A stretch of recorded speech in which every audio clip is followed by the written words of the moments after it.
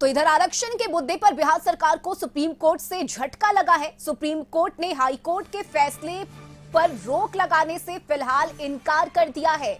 दरअसल बिहार सरकार ने जातीय गणना के बाद आरक्षण का दायरा 50% से बढ़ाकर 65% कर दिया था, जिसे हाईकोर्ट ने रद्द कर दिया और इसी फैसले के खिलाफ बिहार सरकार ने सुप्रीम कोर्ट का दरवाजा खटखटाया था, लेकिन फिलहाल राहत नहीं मिली। सितंबर में इस मुद्दे पर अगली सुनवाई होगी। जाति गणना के बाद बिहार की सरकार ने आरक्षण की सीमा 65% की थी। वो तेजस्वी जी की शुरू से मांग रही थी और उन्होंने सरकार में आने के बाद गणना भी कराया और आरक्षण का दायरा ही बढ़ाया। शेड्यूल लाइन में डालने के लिए हम लोगों ने भारत सरकार को उस समय तेजस्वी जी ने लिखा, बिहार की सरकार ने लिखा। नीतीश कुमार जी डर गए थे कि आरक्षण का दायरा बढ़े, नहीं जाके भाजपा से मिल गए, शेड्यूल लाइन में नहीं डाला गया।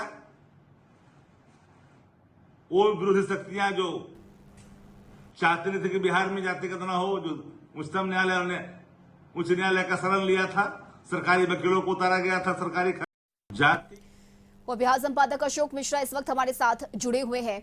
अशोक जी, मॉनसून सत्र के दौरान इस मुद्दे को विपक्ष ने सदन में जोर शोर से उठाया, हंगामा किया गया इस आरक्षण के मुद्दे को लेकर, लेकिन नीतीश सरकार की तरफ से यह जवाब दिया गया कि हम सुप्रीम कोर्ट पहुंचे हैं और इस मामले को हम खुद देख रहे हैं। ये नीतीश कुमार ने सदन में कहा, लेकिन अब सुप्रीम कोर्ट ने जो फैसला सुनाया है, क्या लग रहा है अब अगला कदम क्या होगा बिहार सरकार का?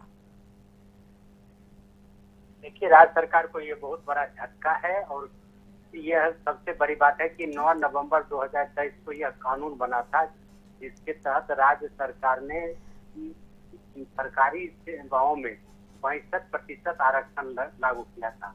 और यह फैसला पिछले साल जातीय गणना के बाद लिया गया था, क्योंकि फिर चुनाव की लोकसभा चुनाव की घोषणा होने वाली थी। इसलिए नवंबर महीने में, यानी कि 2023 के नवंबर में ही राज्य सरकार ने इसे लागू किया था और दावा किया था कि बिहार की जो जातीय गणना रिपोर्ट है समूचे देश के लिए मील का पत्थर है और उसी के रिपोर्ट के आलोक में आरक्षण की सीमा बढ़ाई गई थी, जिसको लेकर के पटना हाईकोर्ट ने याचिका दायर की थी और पटना हाईकोर्ट ने इस पर रोक लगा दी थी।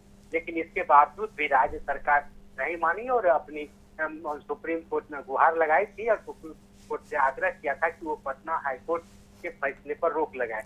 लेकिन जो खबर आ रही है उसके मुताबिक सुप्रीम कोर्ट ने फिलहाल रोक लगाने से इनकार कर दिया है और सितंबर महीने में अब इस पर सुनवाई होगी। तो सबसे बड़ी बात है कि राज्य सरकार को तो एक बड़ा झटका लगा। दूसरी बात है कि इस कानून के तहत जिन लोगों की बहाली हुई थी उन बहाली को भी रद्द किया जाना है। और तीसरी बात है कि जब तक इस कानून का अनुपालन नहीं होता तब तक नई कोई बहाली करना भी राज्य सरकार के लिए मुश्किल होगा, क्योंकि राज्य सरकार ने ये कानून बनाया और कानून बनाने के बाद अभी तक उस पर जो है उसे वापस नहीं लिया गया। तो ऐसी परिस्थिति में अब राज्य सरकार के सामने एक बड़ी समस्या आ गई है कि वो क्या पुराने कानून यानी कि 50% से अधिक की सीमा के आरक्षण को नहीं लागू कर पाएगी, तो उसी के तहत क्या वो नियुक्ति की प्रक्रिया शुरू करेगी या फिर 65% आरक्षण के आलोक में वो नियुक्ति की प्रक्रिया शुरू करेगी। ये राज्य सरकार के लिए दुविधा की बात है। और सबसे बड़ी समस्या ये है कि राज्य सरकार ने घोषणा की है कि बिहार में 1 लाख से ज्यादा शिक्षकों की बहाली होनी है, पुलिस कर्मियों की बहाली होनी है और विभिन्न विभागों में खाली पदों पर बहाली होनी है। तो क्या राज्य सरकार अब सितंबर तक क्या इंतजार करेगी सुप्रीम कोर्ट के फैसले का या फिर पुराने आरक्षण नीति के तहत ही बहाली करेगी? ये राज्य सरकार के लिए बड़ी समस्या है। दूसरी बात है कि राजनीतिक दलों के लिए भी ये एक अवसर मिल गया है। जो नीतीश के विरोधी हैं या एनडीए के विरोधी राजनीतिक दल हैं वो इसका इसलिए विरोध कर रहे हैं कि उनका मानना है कि राज्य सरकार ने इस पे कहीं न कहीं सुप्रीम कोर्ट में भी अपनी बात मजबूती से नहीं रखी। पहले हाई कोर्ट में नहीं रखी, अब सुप्रीम कोर्ट में नहीं रखी है और राज्य सरकार की मंशा कहीं न कहीं आरक्षण लागू करने की नहीं है, क्योंकि नीतीश बीजेपी के साथ है। तो ऐसी परिस्थिति में राज्य सरकार बैकफुट में है और 2025 के चुनाव के पहले राज्य सरकार चाहेगी कि इस मामले का जल्द से जल्द निष्पादन हो। इसलिए अब देखना है कि सितंबर महीने में जब सुप्रीम कोर्ट में इस पर फिर बहस होगी, कोर्ट का रुख क्या होता है। फिलहाल कह सकते हैं कि नीतीश सरकार के लिए बहुत बड़ा झटका है। जी चलिए, बहुत शुक्रिया अशोक जी आपका तमाम जानकारी के लिए।